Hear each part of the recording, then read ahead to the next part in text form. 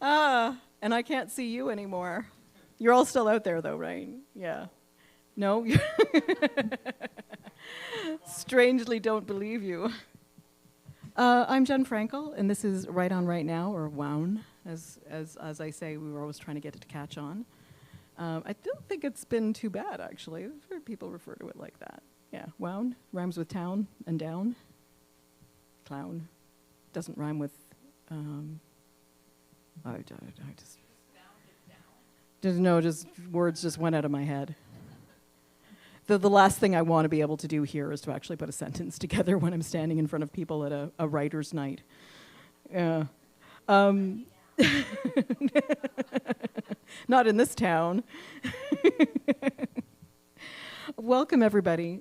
This night is predicated on the notion that we all have creativity and that it's really nice to have a place to actually share that creativity. And then it makes us all better for having the opportunity to share, to listen to each other, and to support each other in our creative work. Really happy that everyone is here tonight. We've got a good full roster. I read a bit of this short story at the last open mic that I do at Laidlaw United Church. So that's usually the first or second Thursday of the month. If you want to find out about that, please come and talk to me afterwards or during, if you don't upstage whoever's on stage at the time. It's very much like this, but we sometimes have more musicians at the other open mic. But I started reading this story, and I thought I would read the ending of it.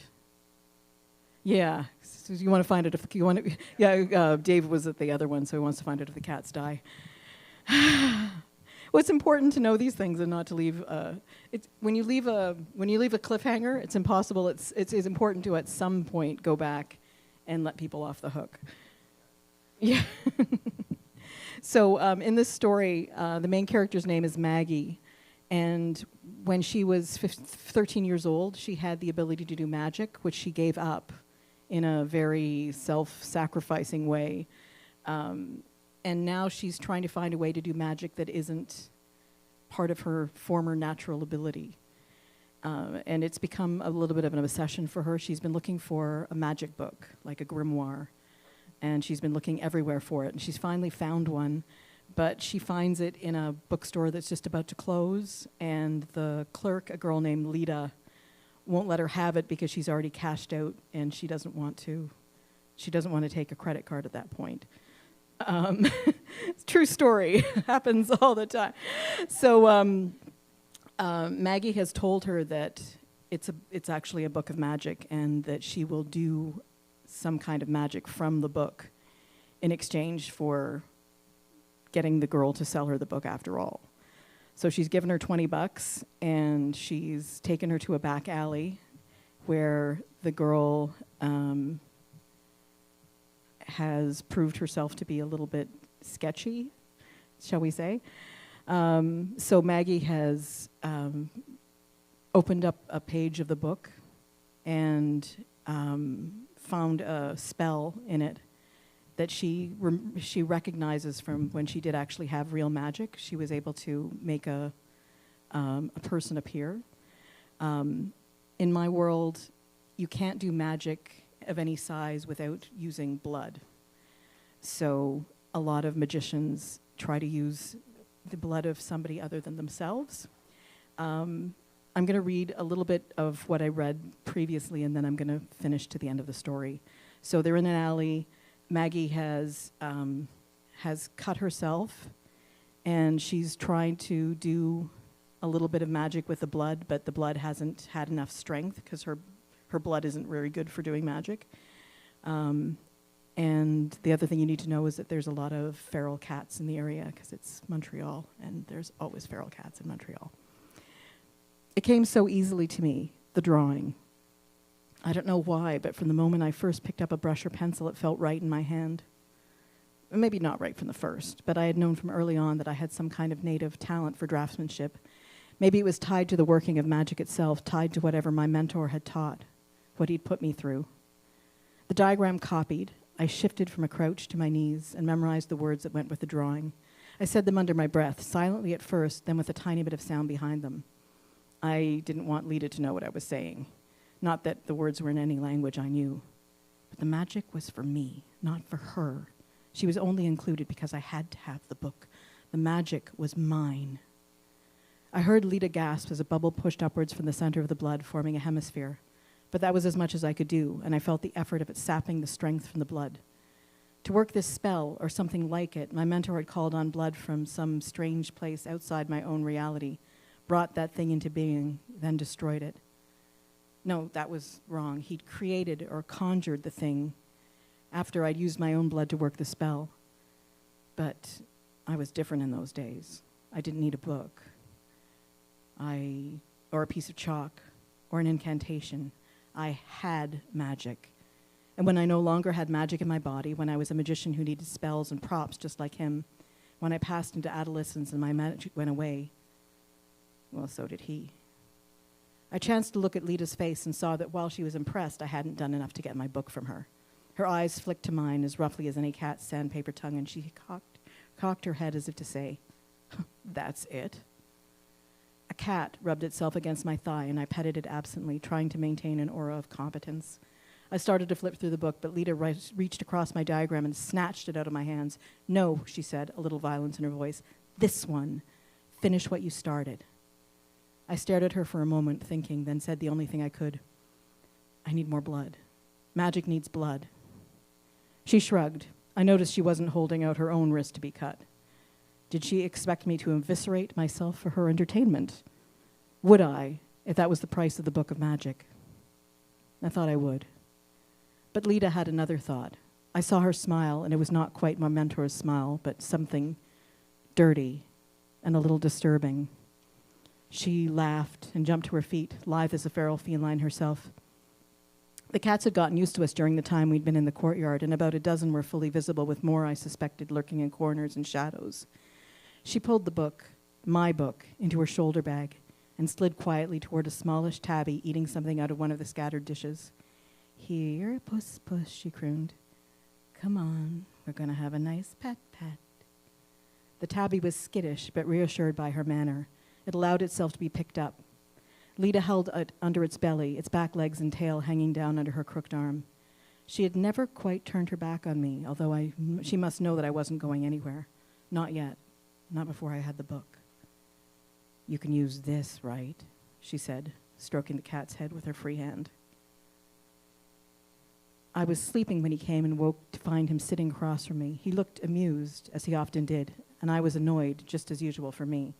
"What?" I said, and sounded petulant to my own ears. "Just thinking, Mags," he said. "You're a natural. Best I ever saw. But you don't have to pay for your power the way I do.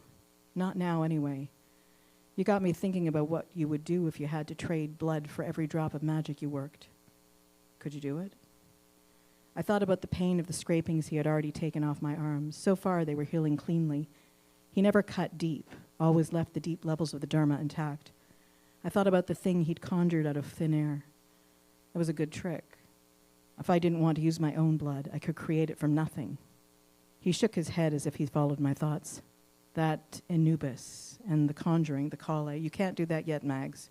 It took me a dozen years to master it. From now until then, you'll have to find a substitute for magically produced blood.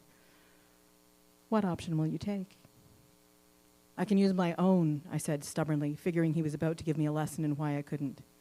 "And for rites that require more? The kind of amounts that could leave you unconscious or bleed you to death?" "I won't do anything that big," I said. "Right," he smirked. "You'll avoid doing anything big. And then when the desire grows, when you are compelled, when it eats at you like a disease, wasting you to a phantom whispering in your ear, work me. What then?"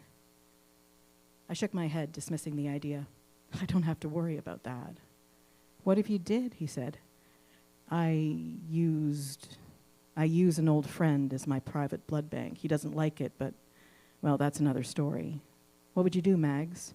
If you needed blood like an addict needs her drug, like an alkie needs her booze, could you do something terrible?" Lita stroked the cat, and I fixated, moving my eyes and my attention from the cat to her shoulder bag to her face. I didn't see a lot of anything there but fascination. She figured the cat's life was an okay trade to see magic. My mentor had foreseen this day. He'd known somehow that I would lose my magic and need to learn it again the way he did, with scratchings and chalk and muttered chants. He had an old friend to draw blood from. Lita, it seemed, thought it was fine to use a cat. The book in her bag called me. I'd hardly had a chance to turn its pages, to feel its weight in my hand, to imagine the possibilities. Already the incantation I had spoken to the blood was gone from my memory. I'd never be able to duplicate the intricate pattern I'd drawn without the book to guide me. It didn't seem possible. Wasn't this some kind of preordained, magically destined moment where I found my book and could begin to rebuild the only part of my life that had ever mattered? The time when I had magic. Lita was beginning to look impatient and more than a little disgusted. She dropped the cat, and it landed solidly on 4 muddy paws and darted back to the fringes of the courtyard. "You're pathetic," she said, and laughed humorlessly. "I guess it's a good thing you didn't pay me yet." She flipped her long hair over one shoulder and turned her back on me. She was taking the book and walking away. "Hey!" I yelled. I surged forward and grabbed her shoulder, but she spun and cold-cocked me, her fist landing with a good deal of power behind it right on my nose. Blood burst from my nostrils, and I was blinded by the pain. That was nearly a literal thing. My field of vision contracted to just the area below my chin. I saw and felt the huge drops of blood issuing from my nose, hitting the ground at my feet. My head filled with the smell of burning copper. I bent forward over the pain, canting myself to try to stop Lita from leaving. She said, "Self-defense classes," as if I needed an explanation. What I needed was the book. I lunged towards her, and she danced back, apparently enjoying herself. "Sad, sad, sad," she said. Still half blind, I scooped everything into my purse and staggered forward again toward Lita, who danced away. I barely had the stability to follow her as she fled, with purpose now, away from me, out of the courtyard, retracing our path back to the street. "The book!" I tried to call after her, my voice thickened with blood and mucus. I sounded like I had the worst sinus infection in the world. I ran, thinking that I was now leaving exactly the sort of trail I had once followed toward a bleeding drunk. My own precious blood, blood with its own potential, spattering my shirt and the ground. "Screw you!" Lita shouted when she had merged on the other side of the chain link, leading me to stumble along in her path. I was starting to feel lightheaded. What had I done? What had I been unable to do? That's what my mentor had meant all along. What was I willing to sacrifice? Who was I willing to sacrifice in order to work magic? Magic and blood. Blood and magic. You can't have one without the other. I knew then that I wasn't Hunt. I couldn't murder an animal any more than I could cut a friend, or a stranger even, just for the sake of gratifying my own desires. There were lines I had to understand, and maybe never cross them with impunity. A wave of hysteria welled up in my stomach, and I fell half against a wall, dizzy and stunned. I saw Lita in the distance down the street, vanishing as she ran away from me, taking my book. A shocked passerby stopped and handed me a fast food restaurant napkin, folded as if she'd just taken it out of her purse, where she'd stashed it for a rainy day.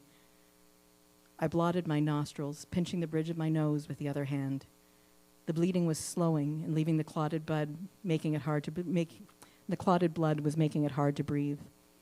I knew better than to give in to the temptation to blow the clots out of my nose while my nosebleed hadn't quite stopped. Another pedestrian handed me some more napkins. "Here, honey," I heard someone say. "Let me take those for you." A hand reached for the bloody napkins, but my fingers tightened around them. Mine, I thought. That's the end of the story. So, cats are fine. Couldn't quite do that to a cat, even in a story. But I wanted to make you think that I could. Yeah. Please join me in welcoming our first reader for the evening. Please join me in welcoming Adam. Would you like to stand or sit? Okay. Probably better anyway. Just stretch my spine, right? Is that tall enough for you? Maybe a little. Yeah. Is it tight though, or? Yeah, it should be okay. How's it going, everybody? How's everyone doing today? Yeah, well, I was here last time and I talked about how I've been on a journey for sobriety and I managed to get to that point. And then I actually also quit smoking too, which is awesome. Which is also really good though because I have this like immune system condition.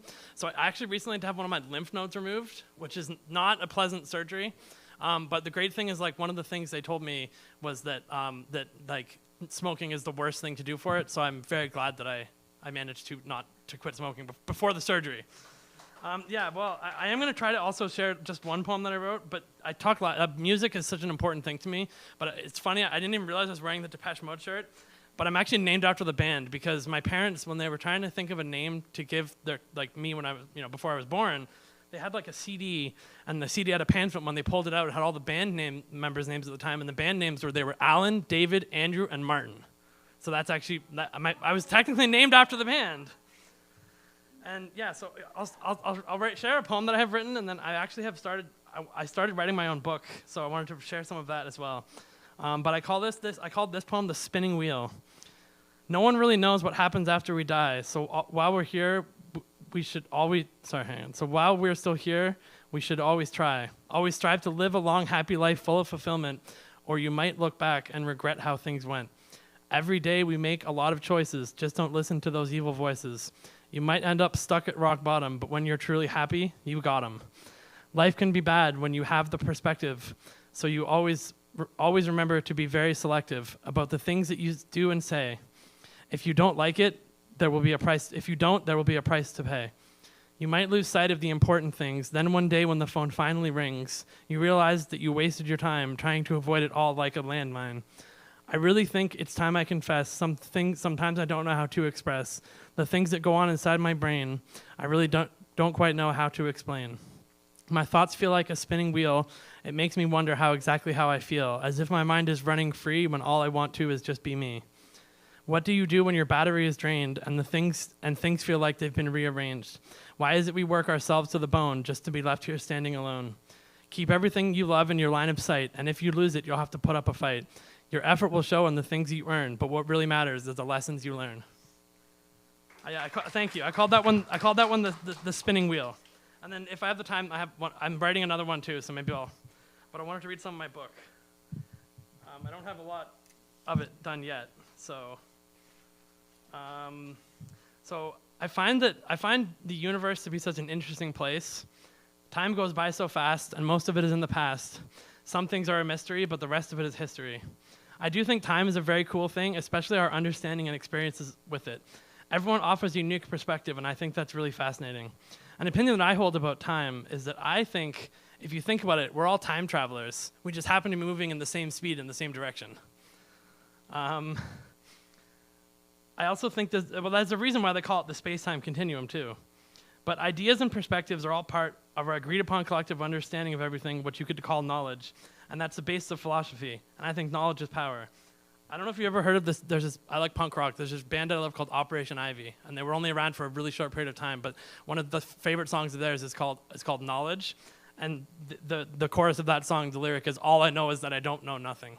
Which I think is great, because there's actually like this philosophy that is like, I used to be like kind of a nihilist, which is like nothing matters or nothing is real, but there's this philosophy called like solipsism or slopolism, which is the idea that like you can't really prove anything except that you exist, which is kind of like René's Descartes, I think therefore I am. Like but like, how do we know we're not living in a simulation, right? You can't prove that. Who knows? No one knows what happens after we die.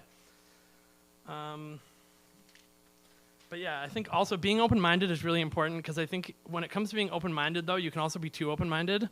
So like there are certain things where I have a strong stance on. Like when it comes to a matter of human rights, like if someone tries to say, like I'm open to debating people, but if someone says, like certain groups of people deserve more or less human rights than other people, I don't even want to hear what they have to say at that point. Like, there's certain things where I think you can have an open mind, but I think, you got to hear everyone out. But I think there's some opinions opinions are like assholes. Everyone has one, and some of them really stink.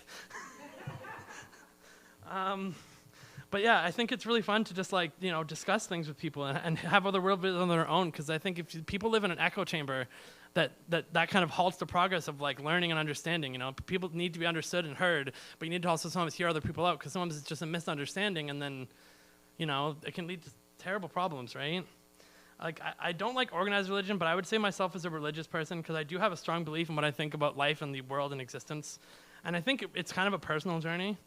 And that's kind of where I end it, because then I'm going to basically explain like what I think is where I'm moving on to next, is what I think about existence.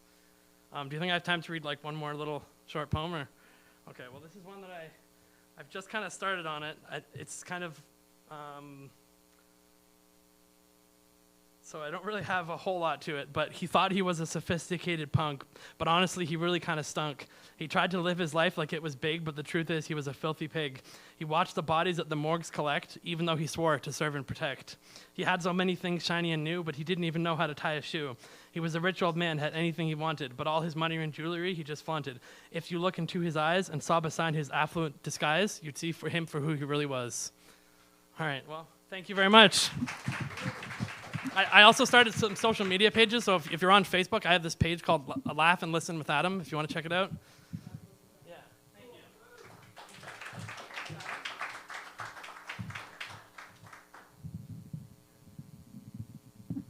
I just seriously think you've got to find you've got to find a punk rock band and get them to make.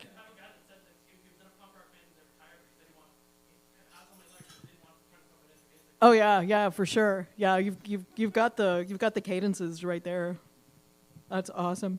Another round of applause for Adam. And now it is my pleasure to welcome back to the stage. I don't know if have you done something here when I've been here before? Did you actually perform the last time? I didn't think so. For the first time, for me at least, please welcome Sean Patrick Sullivan.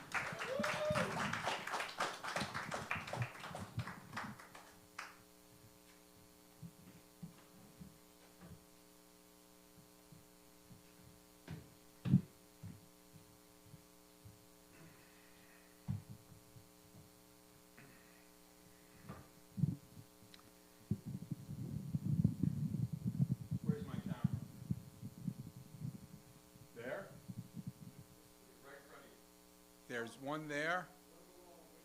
All right, they're where they used to be. I used to work here, but there's a lot of new stuff going on. I'm feeling a little disoriented. We're being live streamed on YouTube. Ladies and gentlemen, my name is Sean Patrick Sullivan. It is a great pleasure being here with all of me this evening. Jen, thank you so much for putting this event together. Do all of you know Jake, this fine establishment's owner and operator? And right over there is Neil. Neil is a mathematics genius. He's also our AV guru for the night. Shut up, Neil. I'm on stage. You're not. What? Oh, the big Neil. I'm sorry about that. So, in the 14 months that I've been away from the Center for Talking Arts, I have written a book. I have established a live stream on Rumble, a talk show and a podcast on YouTube. I've done so much, and now I'm here to share myself with you.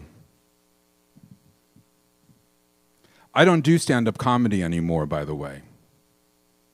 I'm a poet, a very serious poet, a very illustrious poet. I lip-sync a song of myself. I luxuriate in the lusciousness of air-conditioned interiors with the curtains drawn and my mind made up. Convincingly, colorfully, for your entertainment, for my escape and containment, like Mae West in her twilight, I like the nightlife on the boogie round or the boogie pyramid. I don't know what we ever did or why we ever choose to forget the way we were. Ancient obelisk power station, Giza, Gaza, free Palestine, no, free nachos, freely discussing the wisdom of Kabbalah and the folly of criticism over a hummus platter with my gal Friday, Gal Gadot. We're at a leather bar in Tel Aviv, members only, jackets optional. Give her a break, people. Isn't it bad enough Wonder Woman 3 never happened? We don't need to hear your complaints about Snow White. Snow White, Snow White, star bright, first star I see tonight. God! I just think of you and I start to glow because I need your light wherever I go with one breath, with one flow. I am in a constant state of desperately seeking synchronicity. Do I look fat in these genotypes? 23andMe is bankrupt, but then again, from a moral perspective, wasn't it always? But I digress and confess that I believe in confession on a Friday night, on a dance floor, in a booth built by David Fincher. Kevin Spacey, what are you doing here? I'm in room 237. Sigmund Freud, analyze yourself. You stole psychoanalysis from the Catholics. Haven't they suffered enough? Vatican II was almost as bad as Basic Instinct 2. What are you going to do? Arrest me for smoking game meats that I have hunted from dawn to dusk? With Joe Rogan and Roseanne Barr and everyone's favorite former heroin addict, the sexy, shirtless, glistening RFK Jr., turning me on, as always, in our three-way with Alex Jones. Since you've been gone, I've been lost without a trace. In omega pointing, outer space, in your face, on an open-faced Waldorf salad sandwich. Fuck, I really should have brought one of those music stands. There's fire in my heart. There's burning in my soul. Don't hate me because I'm beautiful. Don't hate me because I'm American. Don't hate me because I'm a Republican. Cosmic contours of hidden history appear to me so easily in visions and intuitions and makeshift missions on a mission to destroy humanity. Harm reduction is a joke, but not as much as Diet Coke. Sweetness can't be imitated. Satanism is being duplicated by the bouncy, bodacious Beyonce Knowles. Get Solange out of that basement.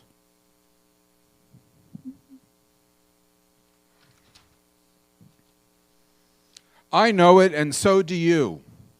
Punk rock, big cock, pop junk, it's still drop and roll to me. Synchronicity, give me liberty. Synchronicity, won't you vote for me? Synchronicity, I'll bring back the death penalty.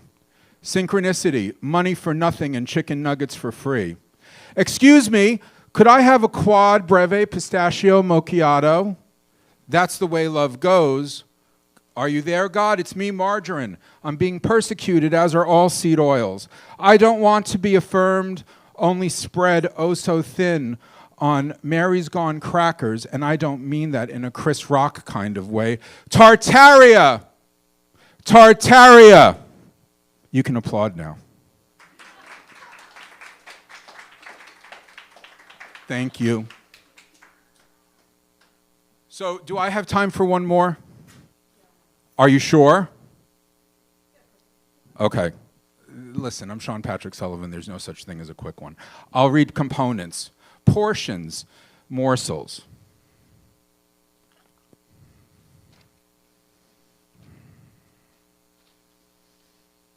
You have no choice. You hear my voice. Feels like crying, sighing, lightly denying. The farce, the fraud that leads to the fall. Silly Timmy Waltz, chubby chicken, Humpty Dumpty. Perfectly innocent extreme occident of the Chinese Communist Party. Fortune cookie, fortune teller, fortune themester, fortune falling, fortune go get her. Suburban simulacra, subaltern chimichanga, Belinda Carlisle lives in Mexico City. Leave a light on for her, because love will lead her back. Catch me before I go. Houdini, who denies me, who tries to get by me. ICE agents at the door, what have you done for me? There's a crazed poet in the car, driving into their general vicinity. They shoot and they score. Motivating, philosophizing like a pyrotechnic, polyamorous Philistine. A filibuster, Buster Brown, Murphy Brown, Chocolate Brown, Brownie the Clown, Bernie the Clown. Chuckle the Clown bites the dust and another one goes, and another one goes, and another one bites the dusty Springfield on the radio. Starlight, Starbright, first star that I see tonight. I got to get out of here. I've got to leave this place, to the bottom, to the top, to the glory of the story of the overworked, underpaid, paper kettle, Moscow mule, Ukrainian rule, money laundering, border crossing, international law, and inconvenient international style.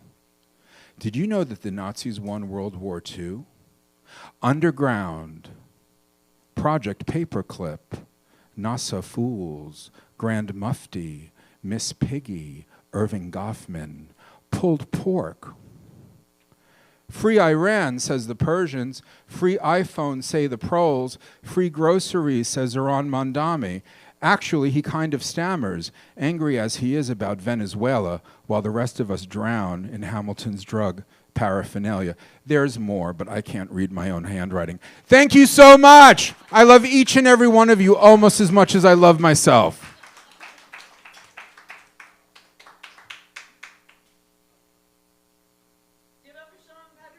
Jake, that was my audition for a hosting gig. Back to Jen.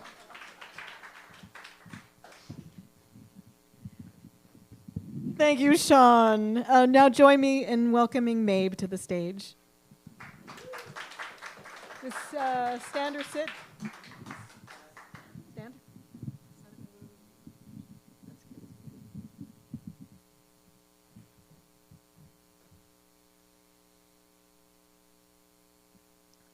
So I'm going to read a couple of poems that I had published in this anthology, Progress, Not Perfection. Thank you. Half of the poems, or at least one section of the book, is all after Andrea Gibson poems. So the first one I am going to read is after Andrea Gibson's poem, Andrea/Andrew. And that poem was just a couple lines. It is, your name is a gift you can return if it doesn't fit. So then the poem I wrote is, my name was a gift. When it no longer fit, I tailored it, upcycling what I loved, altering the perception of the gender that came with it, until it fit perfect. A name designed by and for me that embraced who I am and let me feel free in my body. And then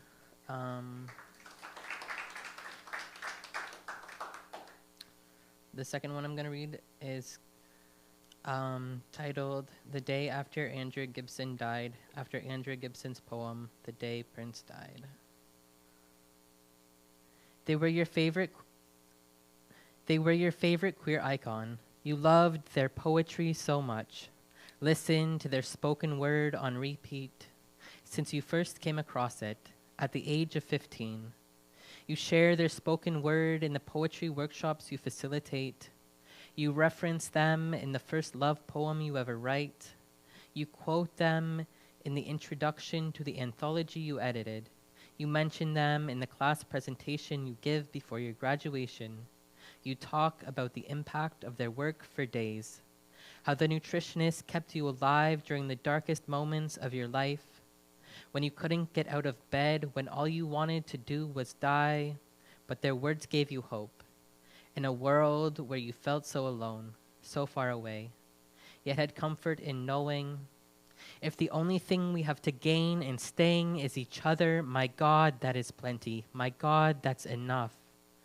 In high school, you'd watch their YouTube videos on the family computer when you were home alone and clear the search history in hopes that no one would find a trace of evidence that you were gay. By the time you were 18, you knew the lines of their poems better than you knew the lines of your own.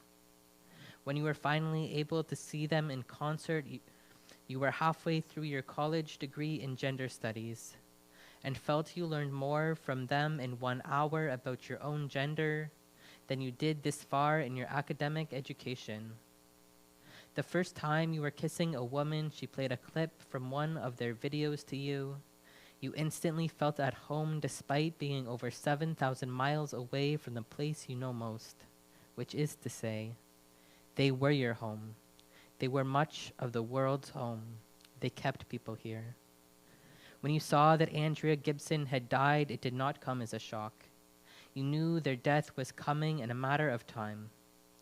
After watching their documentary at a screening in Toronto with a classmate of yours, you bought signed copies of all of their books as your graduation gift to yourself from finishing the courses of your Expressive Arts Therapy graduate diploma program. They shared their journey with cancer quite publicly. But when you heard they had passed away, you sobbed in the parking lot at Tim Hortons. You drove home and your partner held you while you both listened to some of your favorite poems together. You grieved for days, listened to their poems on repeat in your daily commutes to work. You cried, knowing despite not having ever met, their words are what raised you through your youth. For 15 years, they were the comfort of a friend who you turned to when you felt big emotions. The grief you felt when your friend died by suicide, the anger you felt when Trump was reelected as president, the joy you felt when you were falling in love for the first time, emotions you couldn't express but needed to process. They were the only artist who you grew up seeing yourself in, as a rural, disabled, queer, and trans poet, the only stranger whose death you would grieve. You see the internet flooded with posts announcing their death. Some hit you in different ways when the posts list the topic that they'd write on and fail to mention love.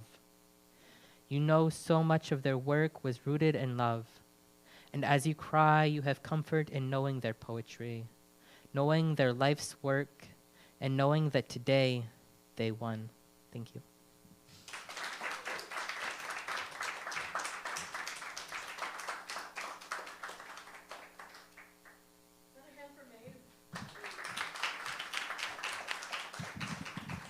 It was really beautiful. Thank you so much for sharing that. And congratulations. When did the book come out? In December. Oh, it's just recent. Yeah. Nice. Was there a launch party or anything? The launch party was in Colorado. Oh. So yeah, little far to travel, especially nowadays. Thank you for that. Please join me in welcoming our next reader for the evening, the lovely Risvi Rose.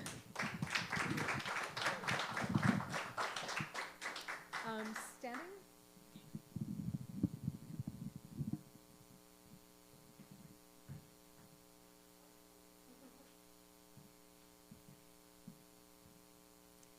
Hi, everyone. My name is Riss. Congrats again, Jen, for another super successful WOWN. It's gonna. I've been saying it, Nat's been saying it. We're all good. It's always nice to see some familiar faces and some new faces. I feel like each week we get new people, which is a good sign of WOWN's success. I'm going to finish reading a story that I started reading last time. I wrote it earlier this year and submitted it for the Toronto Public Library short story contest. I had to cut out nearly 1,000 words to submit it, so it kind of felt like cutting out pieces of my soul. But this is the abridged version. I'm going to read the first couple paragraphs and then give you a bit of a summary of how the rest of it went and then pick up where I left off. It's called The Portraitist. The road was barely more than a dirt path through the forest.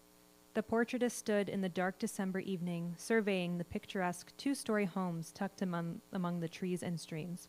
She tried to, but she couldn't recall ever being here, even when she was human. What made her different from the other portraitists was not that she remembered, but that she cared to. She knew which house to look for. She had drawn it up in sparkly azure ink. She continued past the old homes until she saw the gray and brown stones, familiar from the image she had inked. A girl running down a hill from the back door of her house toward a stream in the forest. The girl was kind, with strong muscles to carry her. That was the portraitist's latest portrait, and in this home, she would enact its prophecy. So the portraitist arrives at the home and realizes that they're having a work Christmas party, and so she calls herself Ida and pretends that she's an intern at the company, and that's why the host of the party doesn't really recognize her. The host's name is Diane. She has two daughters in their teens. The older one is named Denny, or Denise. The younger is named Kiki or Kiara.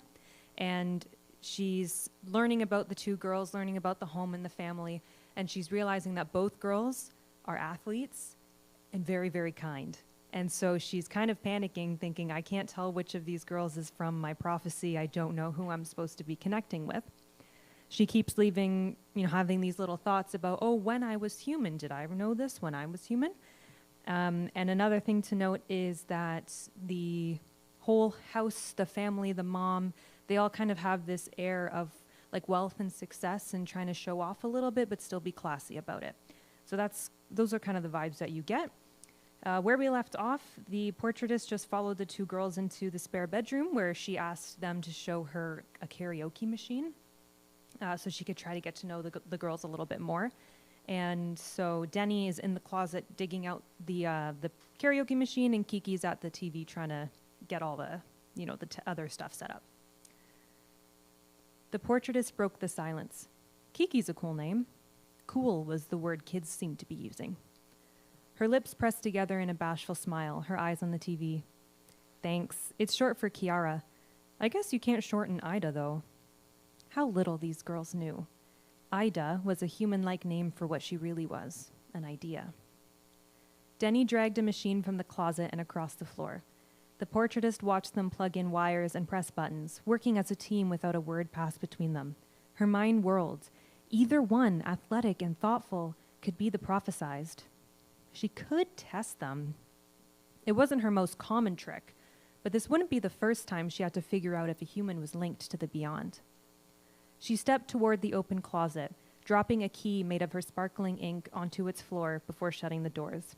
Then she used her slowed time to turn off the light. Both girls shrieked at the exact same pitch before quick breaths sounded from near the TV. The portraitist focused on the ink within her, and blue lines began to illustrate the dark scene. Denny was scooching across the carpet to wrap her arms around her sister, who seemed to be in a state of panic. "Are you okay?" the portraitist asked. "She's afraid of the dark." And Denny went to comfort her without confusion, hesitation, or request. "We should get the lights on. What do you see?" the portraitist prompted, but the girls ignored her, clearly absorbed by Kiki's phobia. The portraitist could feel her growing frustration. It wasn't an emotion to which she was accustomed, but being back on the physical plane brought this body back to its roots. She was concerned about failing her mission. What would become of these people, this family, if their prophecy wasn't enacted? There was one method she had not yet tried, on these girls nor any other prophesized before. As Kiki's hyperventilation grew quicker and Denny's soothing more frantic, she figured their chaotic emotions might make them more susceptible to believing the unbelievable. But if she was wrong, she'd sound insane and they would never trust her. In her uncertainty, the portraitist tried to remember, and she remembered panic, yearning for someone motherly, soothing, desperation for anything to hold on to. These girls would believe her, she decided, and now she knew what to do first. She knelt down in front of them to place her hands on their knees. "It'll be okay. You're safe." The girls did not pull away. "The key in this room will turn on the light, and one of you must find it." "What are you talking about?" Denny pushed back. Hesitation was normal, this body remembered. "One of you must find it," she repeated. Kiki's eyes flitted toward her voice. The girl couldn't speak, but she was listening, curious, asking, "Who?" "I don't know who," she answered the unspoken question. "I drew a picture of you, but I cannot tell which one of you it is." "How do you not know? We look nothing alike," Denny bit, yet her eyes searched the room. The portraitist couldn't help but smile. She knew that honesty had been the right choice, for these words were integral to the prophecy. "I don't draw what you look like, but who you are. Show me who you are." In a flash of movement and sound, the girls were separated, Kiki scrambling to her feet. She flung the door open, flooding the room with Christmas lights, and fled. "Kiki!" Denny called, pushing herself off the floor to follow her. The portraitist, no faster than them in this corporeal form, bent her movement of time to arrive before they did. She knew where to go. She had drawn it. At the top of the hill in the Boston's backyard, she watched the younger sister tear from the house, her legs driving her forward, before the eldest leapt out after her legs balancing her. Denny reached the middle of the hill. The portraitist paused. Her mind summoned the image she had drawn, and she noticed a blob of ink at the bottom of the hill. She had mistaken it for a hibernating tree, strong, breathless, and bare. For the first time in her existence, she realized, she had drawn a portrait of two people. Her prophecy enacted, the portraitist began to fade. The Bostons would not remember her, of course. Denny would catch up to her sister. Kiara's breath would return. They would make their way back into the kitchen, where Diane would scold their embarrassing, erratic behavior with a subtle gaze. A strange idea, then, would strike both sisters. Something that would feel almost like a memory, but without the remembering. Something that would dictate how they lived their lives thereafter, and eventually save themselves and their family from implosion. What matters is not what you look like, but who you are. Thank you so much.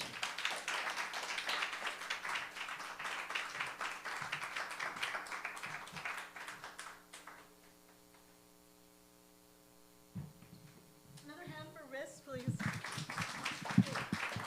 You'll have to let us know if you hear anything back for the contest, too. I hope so, too. Please join me in welcoming our next reader for the evening, Steve.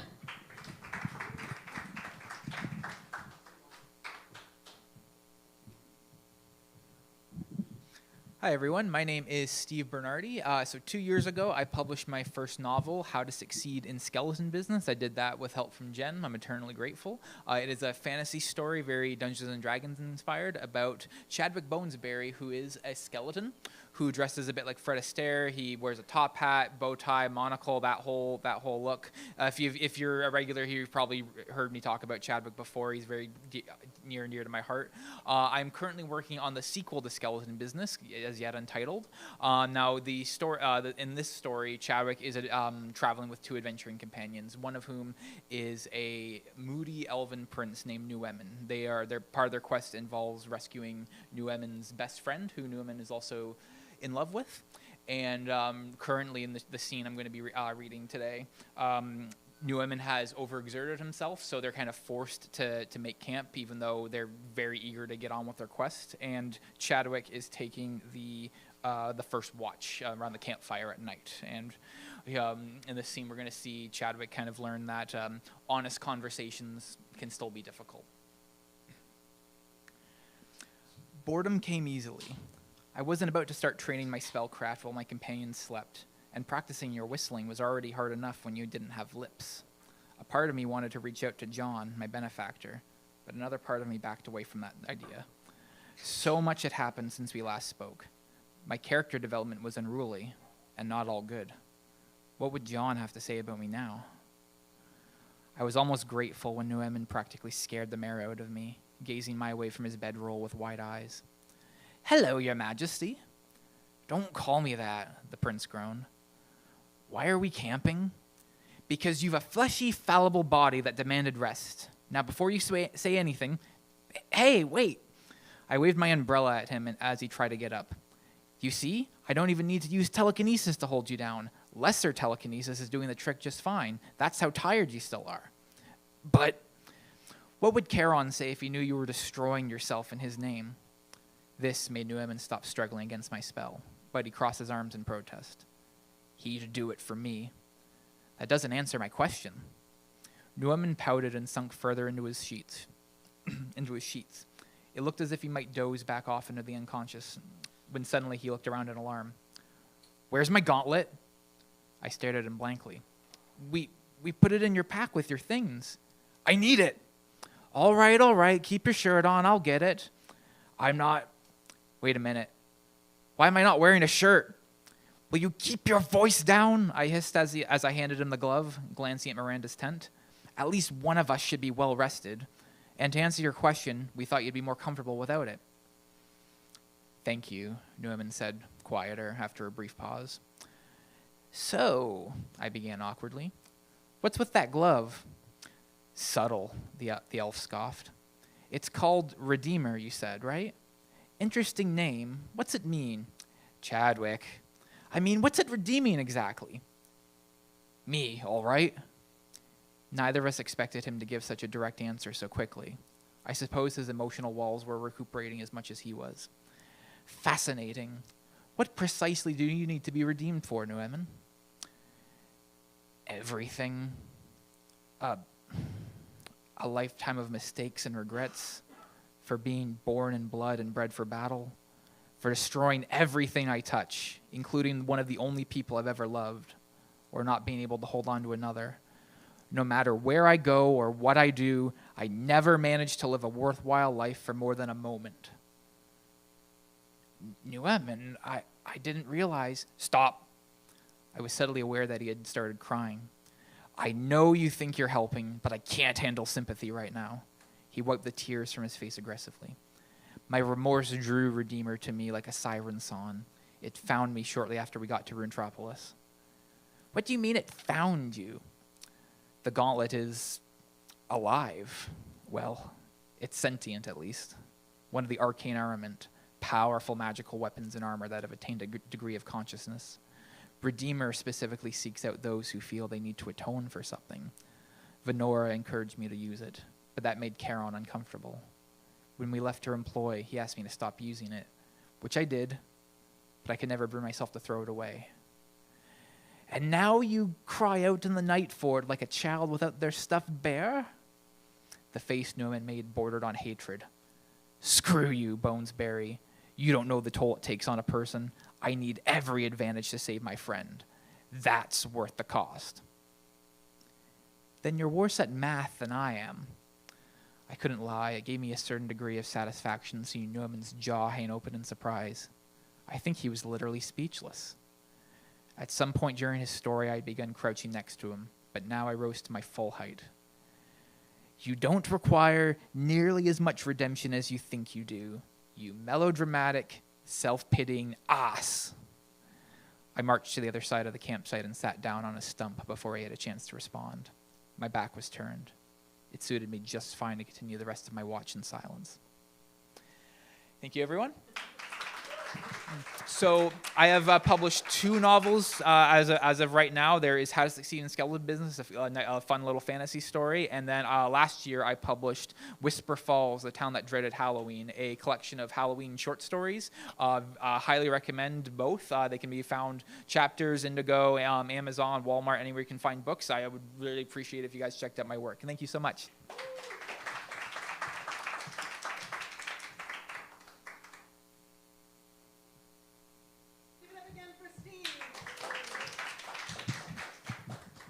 Yeah, and one of the nicest things about the book was that Steve got a bunch of illustrations commissioned for it. So, and they're quite charming. They're kind of woodcut style. They make you feel like you're reading an old school fairy tale book. It's actually quite lovely. Lovely. And please join me in welcoming our next performer for the evening, George.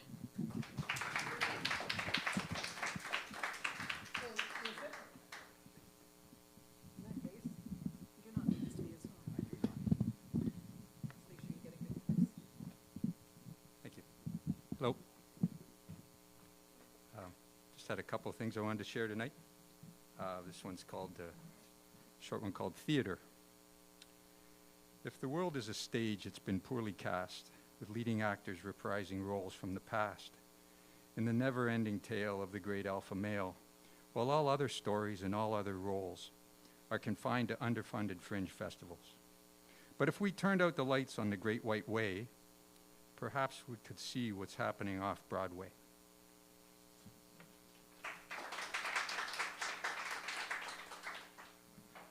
Another short one, just called Ponzi.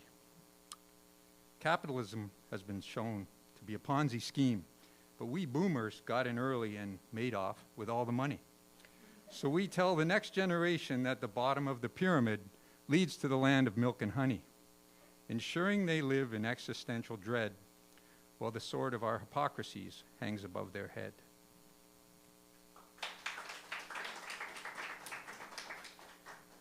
This last one is, it's a term, it's called boomerangst, and it's a term to describe the frustration that old people like me feel when we attempt to slough off our problems to the next generation, but they keep coming back.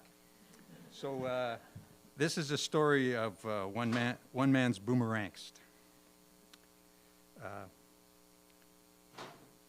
He was not woke, but he had trouble sleeping.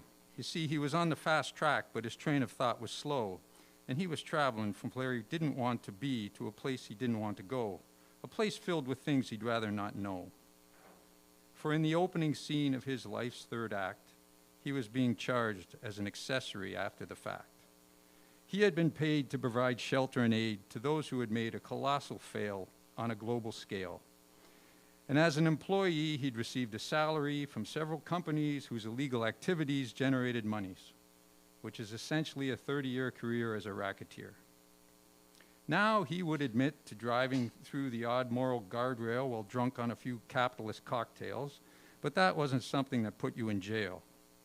But in addition to being an accessory, he was also being charged with forgery for writing a fake history, identity theft for sweeping the existence of others to the left, and the violation of environmental rights for using the air and the ocean as dump sites. So despite his denial, there was to be a trial, and judging by the thickness of the prosecutor's file, it could last a while. He wished to remain buttoned down, but he was getting hot under the collar. But he knew he was at his best when he played it close to the vest. So as he walked to the stand, he raised his hand from a well-lined pocket and swore to tell the truth. He chose to begin with a series of questions. When did it become a sin to play to win? If it was illegal to give the truth a little spin, why weren't we arresting every politician? Did we all not need a little history lesson on our collective climate transgression? Was he the only one who refused to see what we all knew since 1970? Could you explain under oath the concept of never-ending growth? Why was he now being vilified for trying to unify nations through globalization? Did not going offshore make it cost less for you to go to the store? Were you really concerned for those who lost their livelihoods, for the damage to some neighborhoods? Or were you just happy to get cheaper goods? Was he the only one who closed his eyes to the fact that the other boats did not rise, but ran aground when nothing trickled down? But to question the economy, to not contribute to the GDP, is to attack our families. So if you convict me, you have to convict everybody. And then with the unwavering confidence of one who lives free of consequence, he sat back in his chair, certain the whole affair had been someone else's error. So when the judge ordered a short recess, he felt yet again he'd been a big success.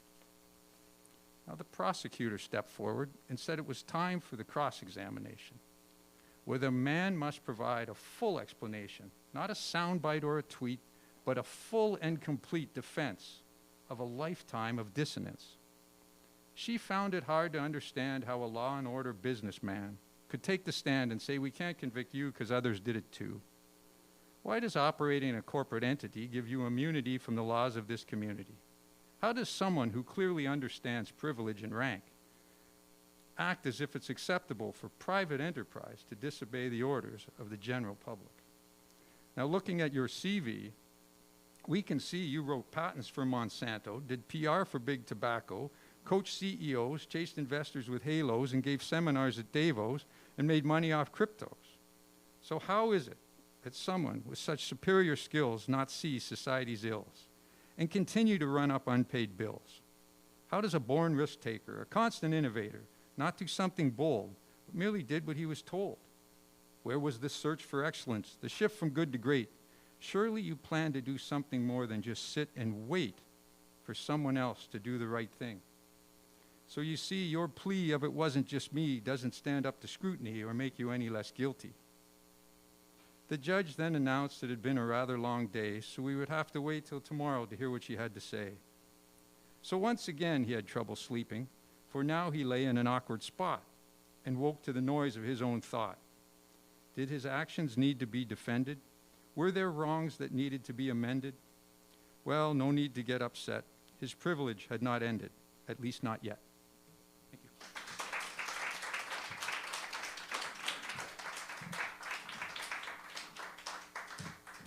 Give it up again for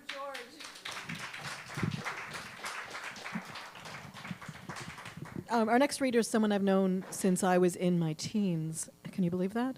That was 7,000 years ago.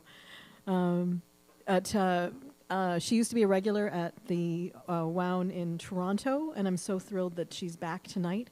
Please join me in welcoming Jennifer Venner.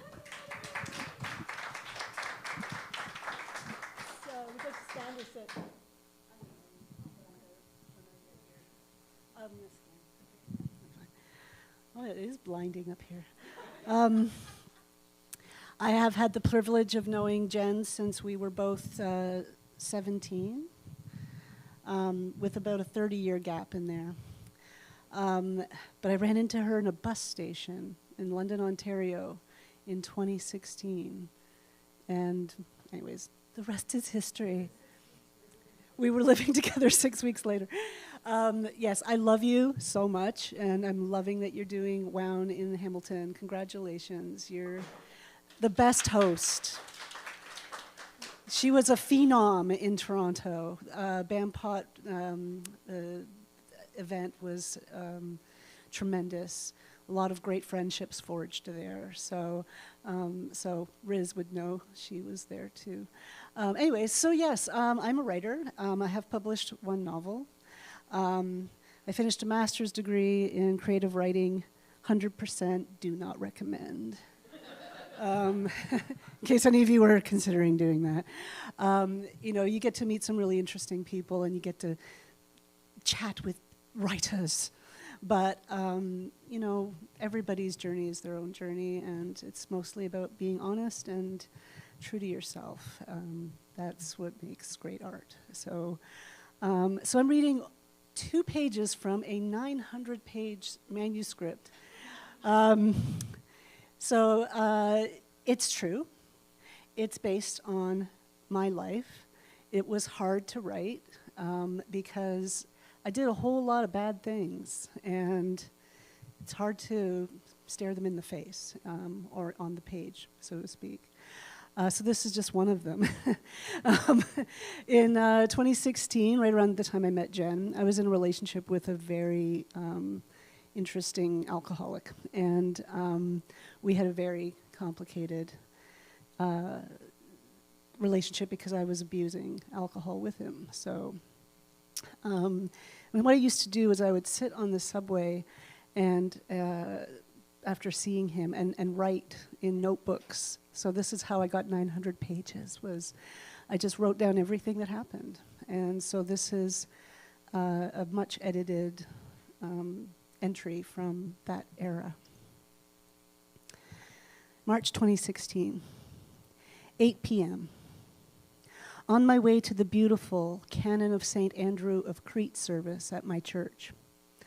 I need the darkness, the candlelight, the verses, the long poetic litany of the sinner, bowed and chained, penitent, longing. I have to ask for confession. I need to tell my priest what happened last night. For the first time, I think, I am ashamed of myself, deeply ashamed, and quail writing here what transpired. I got an email from Daniel that precipitated a phone call, then me showing up at his place, and then the shitstorm. Every catastrophe is different and worse than the one that preceded it. One of these days, one of us will end up dead. In his email, Daniel wrote that he felt a, quote, substantive disconnect between us. He said he understood if I was fed up or unhappy, but he didn't want to change. Of course, I called him, and of course he was half drunk on the vodka he'd bought during his lunch hour and had guzzled in the alley near his work. I said, "Are you seriously trying to break up with me via email after everything that has happened between us? Seriously?" "I wasn't trying to break up with you," said Daniel. "I just don't see how we can function together with my impossibility." I told him I was getting really tired of his bottoming out, his disappearances, his drama. He finally hung up on me when I said, "The problem with you, Daniel, is that you have no intention of giving up booze for the people you love." Things get a little vague after that. I had eaten very little, but drank about 1.5 bottles of wine by the time we talked at 7:30 p.m. I called an Uber and went to his apartment. I stomped in yelling at him, calling him an asshole and a loser and a piece of shit. Daniel sat, arms and legs crossed, his gray eyes glittering over his glasses. His coldness fueled my fury, and I grabbed a jar from his cupboard and smashed it and clenched my fist around the handful of broken glass. And wine-dark blood gushed from my hand, pattering in fat drops on the white tile floor. I felt no shock or pain, just went on screaming at Daniel until he went into the bedroom and slammed the door. And I imagined him lying on his back, gazing up at the ceiling, then closing his eyes. I poured myself some wine from the large bottle on his counter and noticed my ravaged hand was full of blood. I ran water on it and discovered among the many cuts a very deep gash. in the soft tissue between my thumb and index finger. I took one of Daniel's filthy tea towels and bound my wound, shaking. I needed a drink to calm me down. I sat and gulped my wine, heart thrumming as my cut gradually soaked through the towel. My beautiful white silk blouse bloomed great bloody roses. I went into Daniel's room and sat on the edge of his bed. He'd removed his shirt and was completely passed out. I slapped him hard several times across the face with my bound hand, then removed the cloth and smeared my blood all over his face and chest, shouting at him, wake up, help me!" And he finally moved, opened his eyes. I said I was in trouble. I couldn't stop the bleeding. He sat up dazed, then took the towel from me and wrapped my wrist in it and held it, swaying, painted like a warrior in my blood. Useless, I thought. I dragged him to the shower and we both stumbled and fumbled into it, half naked, and the water ran rose pink off our bodies. The floor had our bloody footprints. The kitchen looked like an animal had been ritually slaughtered. We collapsed into the bed, and Daniel held me close, something he never does, silently stroking my face in the darkness, my clumsily bandaged hand between us. For some reason, I can't stop thinking about that, even after everything that has happened. In the morning, we sat in the blood-spattered kitchen, and Daniel said he didn't want things to get worse, that he was genuinely worried about my destructive behaviors. His voice was cool, his face expressionless. He added, "What I like about you is that not only do you have a problem with psychotic behavior, you're an active participant. Not, we are in danger. Not, you are deeply fucked up and need help." Then his moon gray eyes softened momentarily. He said, "Mostly we're great together until we're not. When we're not, it's really bad. But I won't bail on you. I think you're worth it. I genuinely want to be with you." We were both hungover and dazed. He recalled little of what had happened. He still had blood in his beard, in his ear, under his eye, crusted in the hair on his chest. "Thank you," I said. I wanted to say, "You're killing me." I wanted to say, "I need to stop loving you right now." I lit a cigarette instead. 10 p.m. I walked out of church before I could receive confession. I couldn't do it. I couldn't face the priest for even 5 minutes. Father Roberto knows my past, knows all about my years of trying to not hate my life, be grateful, not angry, and the years of crushing guilt after the divorce that threatened to drive me to suicide. Now to confess that I'm a madman's whore, it's not even that I'm ashamed of it. That's the problem. I'm not. I'm not ashamed of what I've become, although I should be desperately ashamed. Instead, I am numb. All I want is to be with Daniel, be a fuck-up with him, because he won't demand I be a better person. He won't expect me to try harder, sacrifice more. Of course, confession is not to a person, but to God, and I don't feel very close to God these days. I just sat in church for an hour hearing the Psalms, doing the supplications, yet felt nothing. Why am I not repentant? Why don't I care? Daniel just called and asked me to come over. "Bring wine," he said. "Okay," I answered, because of course, we won't get into trouble this time. Thank you.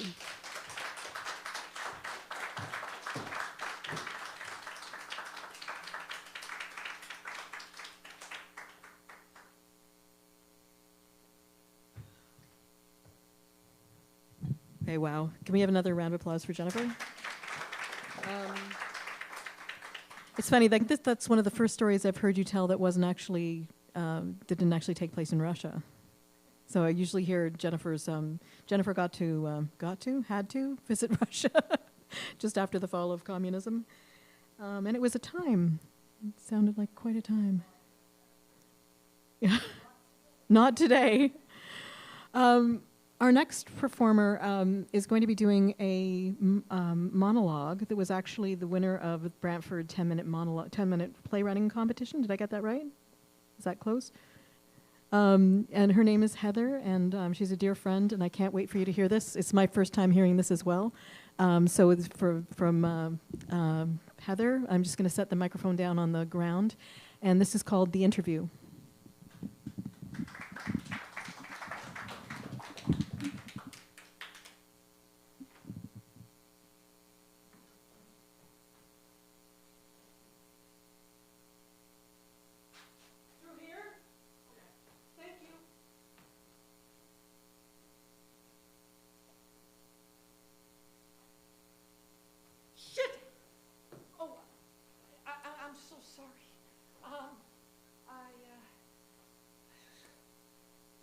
So do I lay down or something?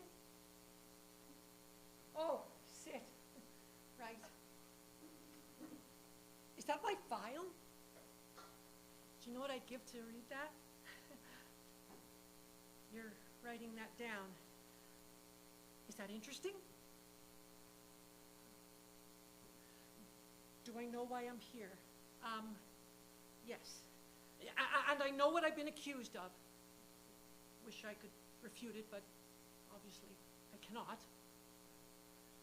Well, I'm trans. I said I'm trans. Well, I don't know. I guess I still feel guilt and shame. Oh, I started to know something was wrong when I was like 11. I didn't know what it was. I mean, that was the 70s. The word transgender hadn't been invented yet, and well, of course there was no internet. I just knew I was experiencing gender-related issues. I wasn't right. I used to get beat up a lot and called homophobic slurs. I mean, if a boy doesn't act masculine, there's only one thing that boy can be, right? Looking back, I guess others were picking up on cues I didn't understand myself, the femininity inside me. I've lived my life since then trying really hard not to let anyone see anything, to hide it all. My father found some women's clothing hidden in my desk drawer once. I was 12. He asked me if this was something that was important. Did I have feelings of wanting to be female? He was so worried. But I lied to him. Over the years, I often thought he suspected something, but he never pushed. He would always say things like, "You know you can tell me anything, right? Whatever it is." But I never got the chance. He passed away years before I understood things myself. My father and I were particularly close. But it was only after I transitioned that I started to wonder if maybe our relationship had been more father-daughter. I can never know, of course. But it gives me great warmth to think it. Oh, another note. Did you know I was married? Oh, well, yes, of course you did. I've got 2 kids, too. Oh, telling my children was the most difficult thing I have ever done. I was terrified I would lose my connection to them. Do you know what? They were amazing. My wife was, well, she immediately asked me for a divorce and told me I needed to move out. Friends? Oh, I had so many truly amazing friends who rallied around me, gave me the strength and support I needed. But there was still a group of them that just sort of went cool on me. And what was my sin? For being born transgender? For finally telling the truth? For not hiding anymore? Some treated it like it was a choice, like I chose this. But I can assure you, not one person ever would actually choose to be transgender. It all happens before birth, when the brain is developing, and I get it. You know all that. think some were surprised by me recognizing this so late in life. I mean, I was 50. Yes, I know you know my age. No good. I've earned another note.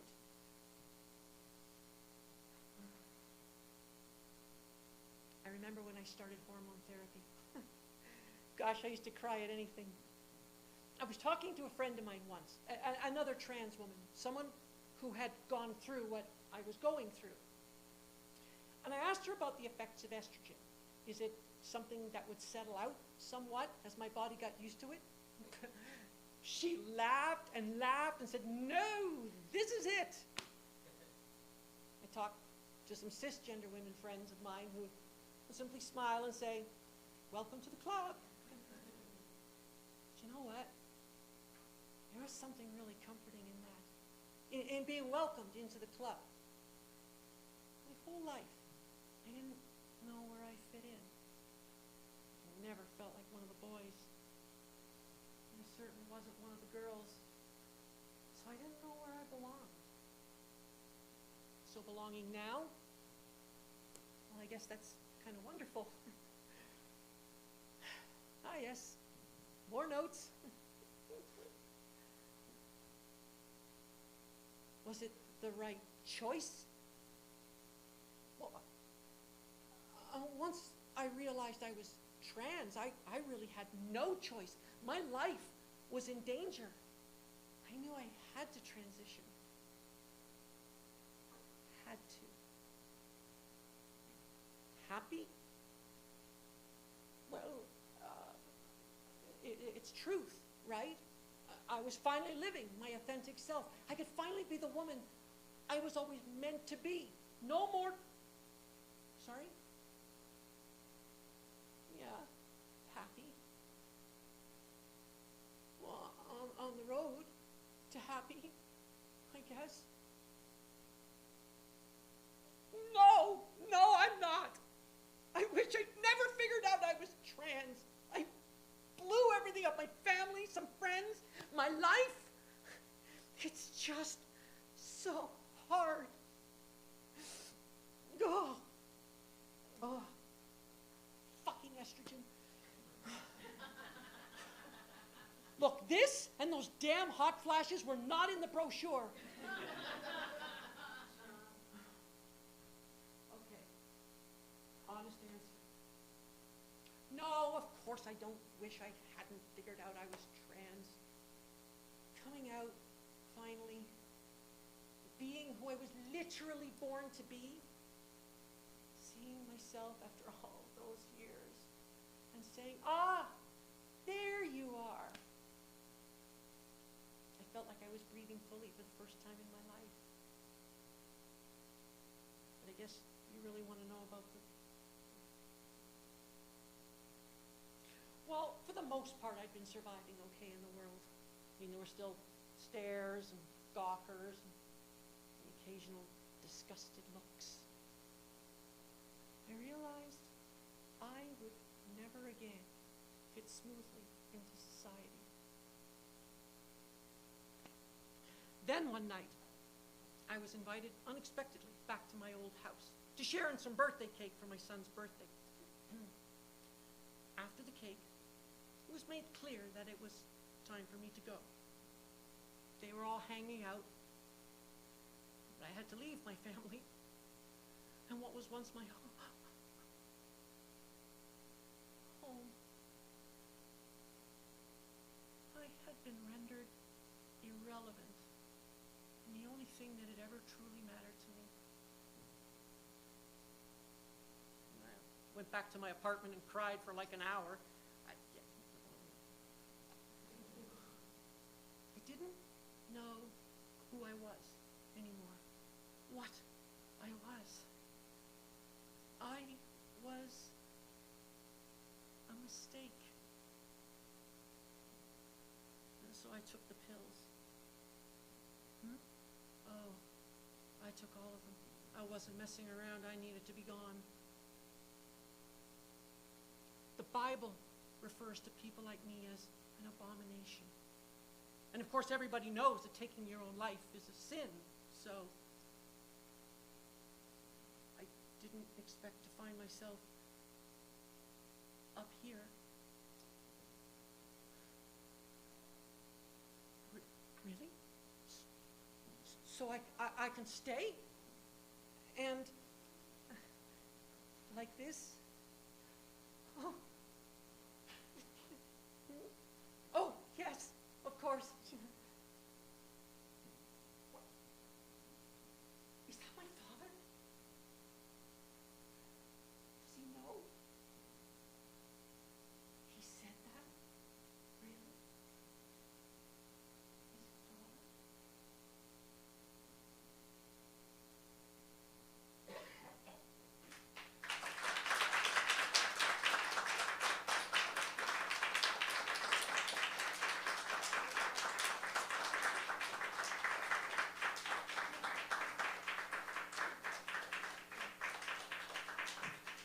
Give it up again for Heather.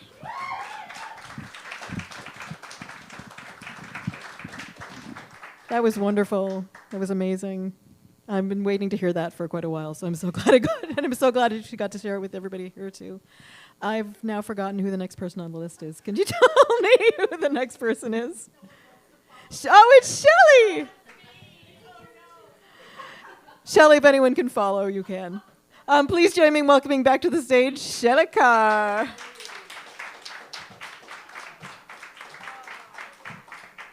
Well, excuse me while I wipe my eyes again. Sister, I hear you on the Amsterdam. It fucking sucks. This story I'm telling tonight is actually an email. You have a bit of an inside scoop on a CBC story that's going down tomorrow, so it might not be my name, but it'll be my story.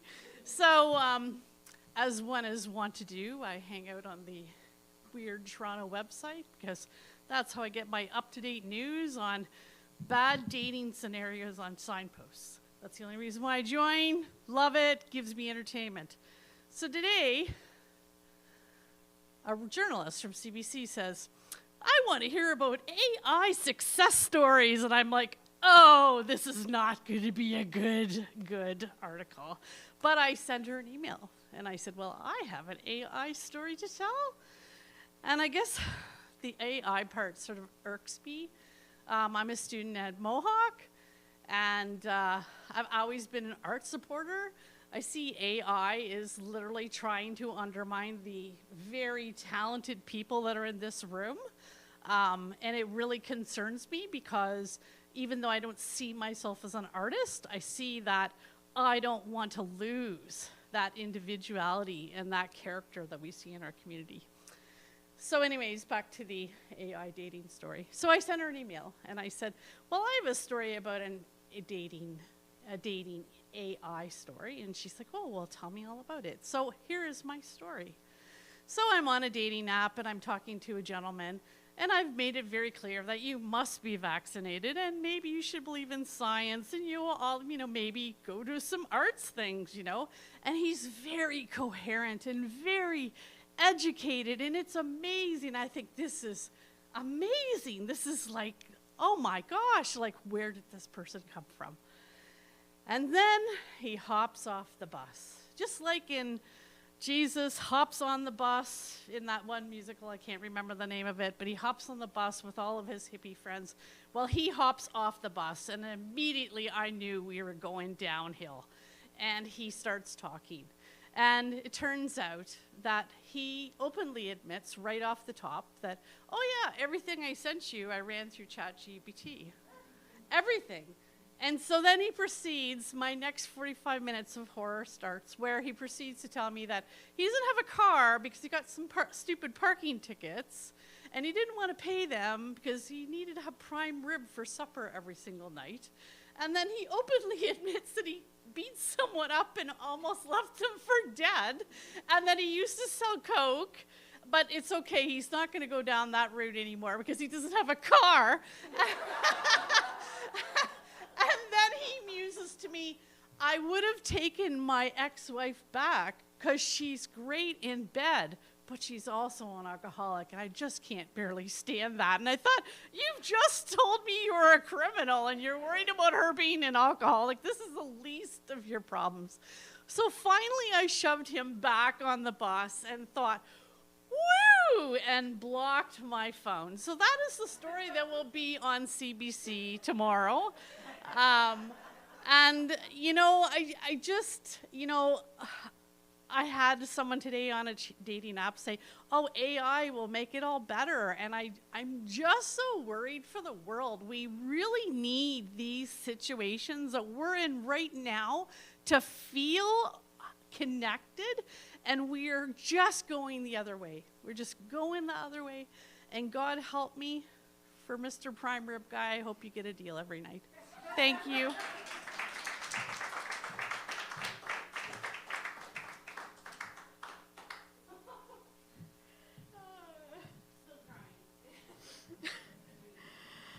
I was on the dating apps back in the days before ChatGPT helped people out, and I stopped when I realized that every man was in an open relationship that his wife didn't know about. Just got to the point where I couldn't take it any longer. Please join me in welcoming our next performer for the evening, Melissa Murray Mudge.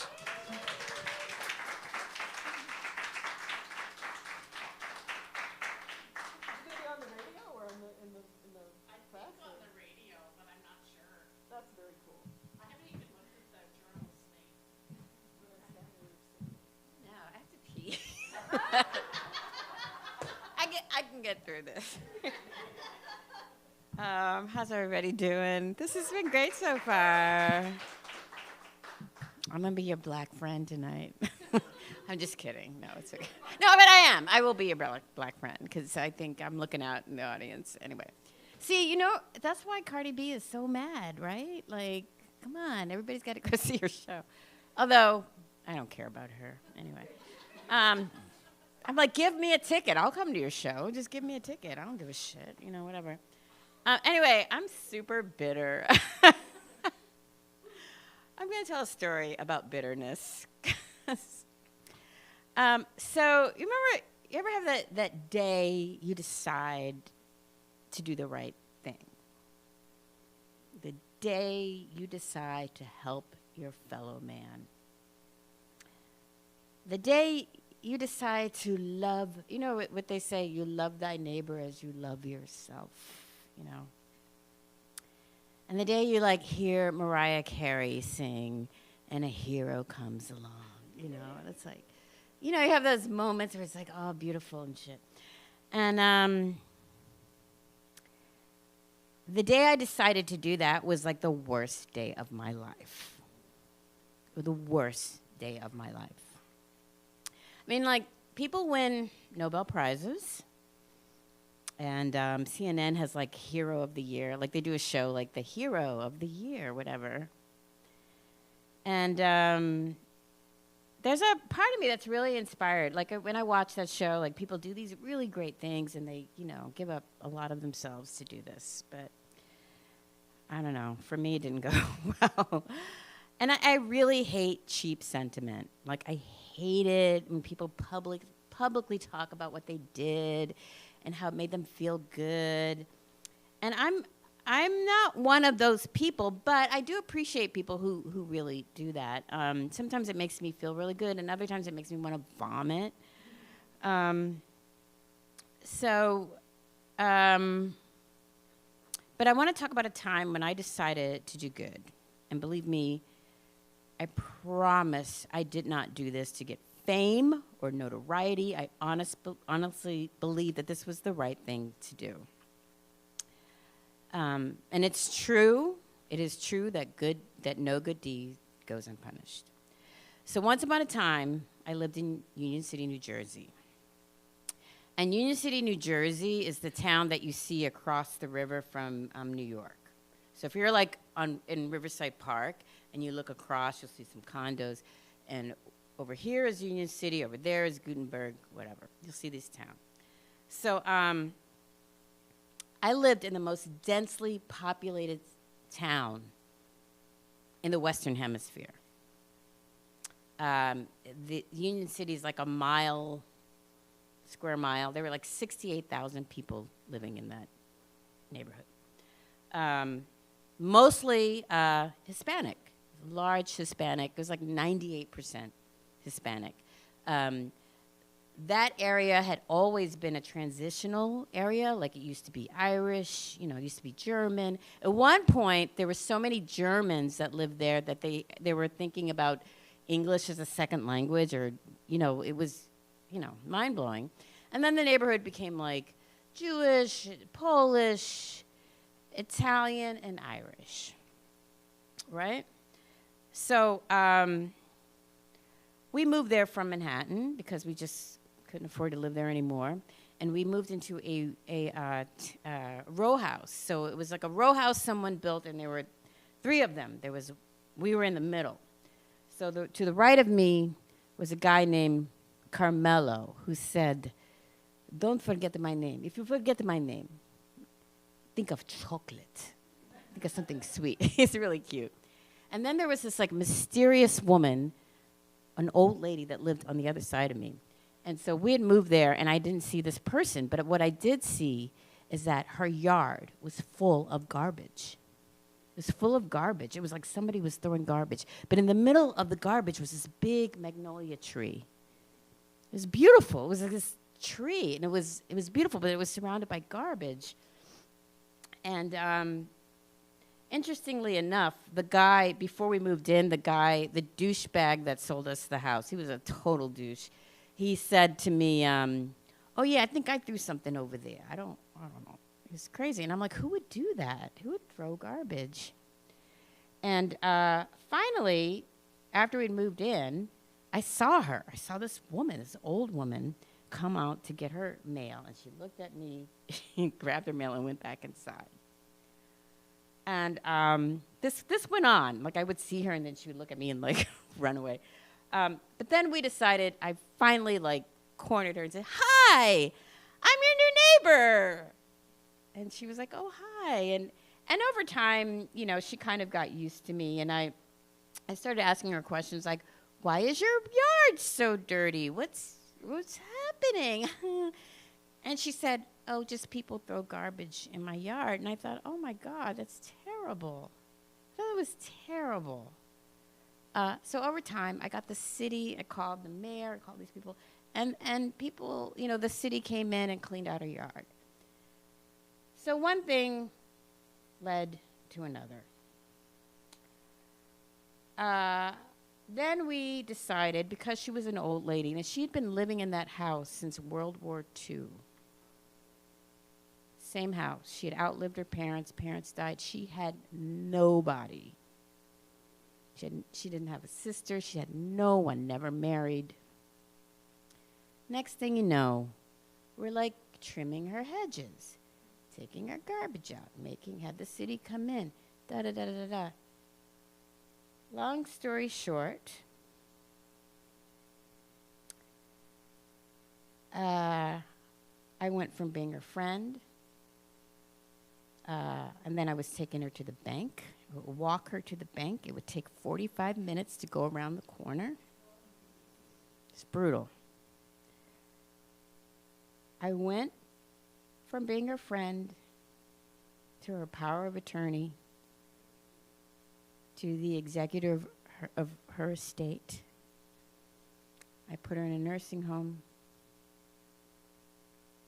I buried her. Nobody came to the funeral. She had 2 friends. One lived in Massachusetts, one lived in New Jersey, and there were the 3 of us at her funeral. So I went from being her friend to being her power of attorney, the executive of her estate, and then I was threatened by the state of New Jersey. They were suing me for $21,000 because I was the executor of her estate. To be continued. This is a story I'm developing into like a one-person show to tell the whole story. But the state of New Jersey tried to sue me for $21,000, which resulted in getting 3 lawyers involved, which resulted in getting Channel 7 in New York wanted to do a whole story on it. It was a whole big thing.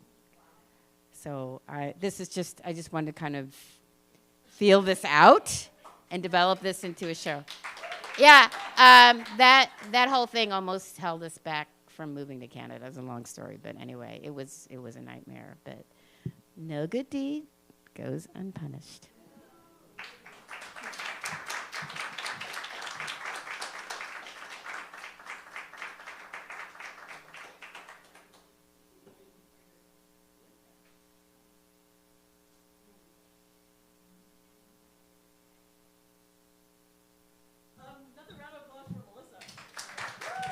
I can't wait to hear what comes out of that. That's quite the story.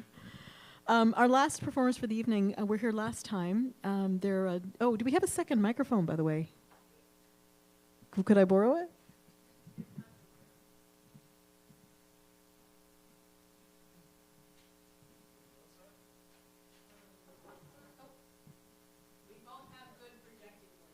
Yes, you do.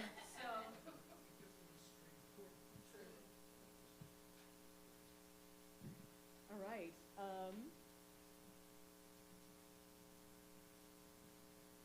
Do you know what number this one is?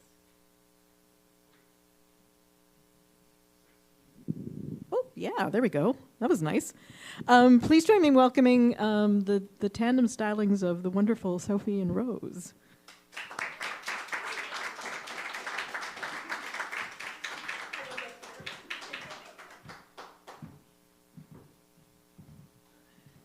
So we're going to continue off where we left off last time, but because I imagine either some of you are new and don't know what we're talking about or completely forgot, which is completely fine. We're writing a book series together. We split the cast in two, so everything that the male MC, main character Tyler, thinks, does, etc., is written by Rose, and I do everything for Navina. The story starts, summary. Navina reaps the soul of a guy who died in a motorcycle accident in a hospital in Edinburgh and then senses a strange power, so she goes looking for it. The power ends up being Tyler, who is interviewing a young lady who died because he believes that her death is related to someone he's currently trying to save. He's a private investigator. Yes, so he's not police, but he's assisting. He does talk to the dead. And he does. He does speak to the dead, as she alluded to. Yes. By, saying this young lady had passed away and is connected to the case. Yes. He spots Navina and recognizes her immediately because he was on her case when she disappeared. She goes invisible because she's never been recognized since the day she disappeared and is terrified, and then is like, wait, that was stupid. And then comes back into sight, and they have a conversation about whether or not she's a ghost and who he is. And he tells her that he's a private investigator. And she says, basically, you can talk to dead people, and I don't think you can talk to dead people just like anybody. You talk about to dead people in a very specific way, like him, and he does not like what that means. He did not like the way that she said him. Yes. So do you want me to go? It made him take a small step away from her. Yes. What do you mean? Oh. A mad little glint entered Navina's eye from the joy of having successfully turned the tables on him. It felt good to have control of the situation at last, considering she had accidentally walked into the deep end right from the beginning. A small voice in the back of Tyler's head told him he was in deep trouble. The voice sounded alarmingly happy about it. There was only one easy way to answer her most pressing question, one that wouldn't rely on Tyler having to know anything. Navina reached across the gravestone and scooped Tyler's arm into hers, gliding him around it. Sounds like we've got some questions for each other still, Navina said, leading him into a gentle stroll, and we've got some time before Dean Cemetery closes. Tyler was pulled along through the sheer force of his own shock. He had thought she was a ghost, but here she was not just touching him, but tugging him along with some gentle force. What was happening here? Should he be worried? Look, yes, he's walking, she cheered inwardly, but the celebration came with a sudden fear of anticipation. It was a quick and easy test, but what if it didn't work? What if it did? Do me a favor. Close your eyes for a few seconds, Navina asked breezily, determined to hide how hard her heart was pounding. A quick peek showed her that his eyes were stuck wide as dinner plates, so she did them both the courtesy of covering his eyes with her free hand. Tyler tensed immediately, and Navina knew she had to hurry. Just count to 3 and keep walking, she said in what she hoped was a soothing voice, despite how breathless she suddenly felt. That's it. Ready? For what?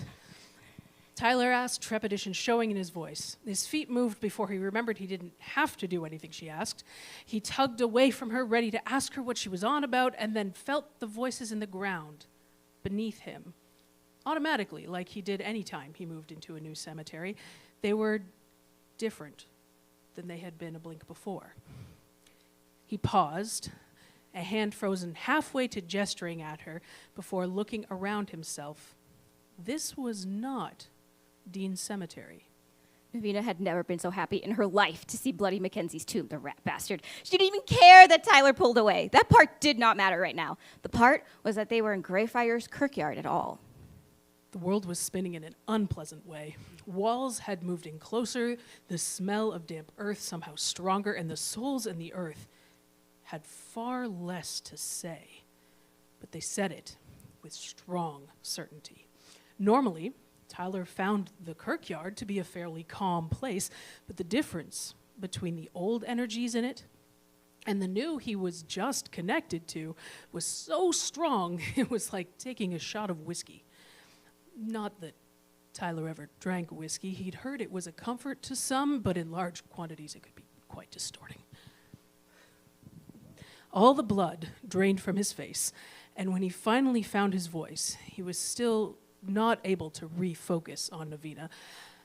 How did we get here?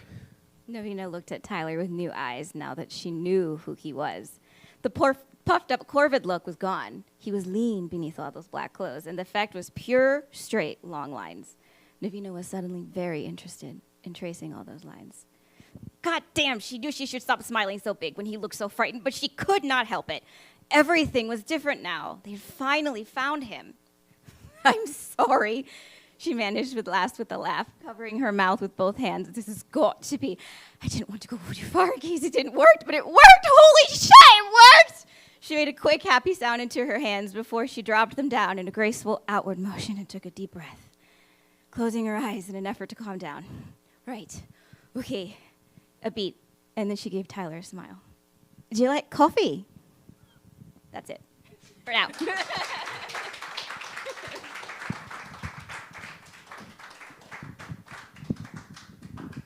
And for a reference, Dean Cemetery and the Greyfriars Kirkyard on opposite ends of Edinburgh.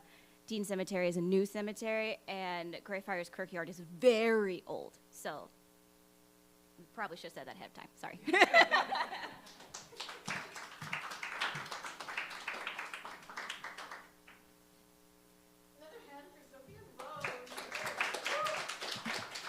I really do enjoy that. I really do enjoy the way you guys do storytelling. It's really charming, and I can't wait to hear the whole story. So you better finish your story. Is it, how far are you with completing it? Oh, it's great. That's awesome. Congratulations. That's a great place to be. This is a great place to be. I'm just so thrilled. So much wonderful stuff happened tonight. I hope everybody enjoyed it as much as I did. I hope you'll join us again next month. I'm not exactly sure what day it will be, but it will be some Friday during next month. Tomorrow night, please come back for the 80s dance party that I'm DJing. 7 till 11 p.m., $10 at the door, lots of fun dancing, all the 80s music that you possibly love and possibly don't know it. If you're younger, then it's definitely my era. Thank you so much for coming out tonight, and we'll see you next month.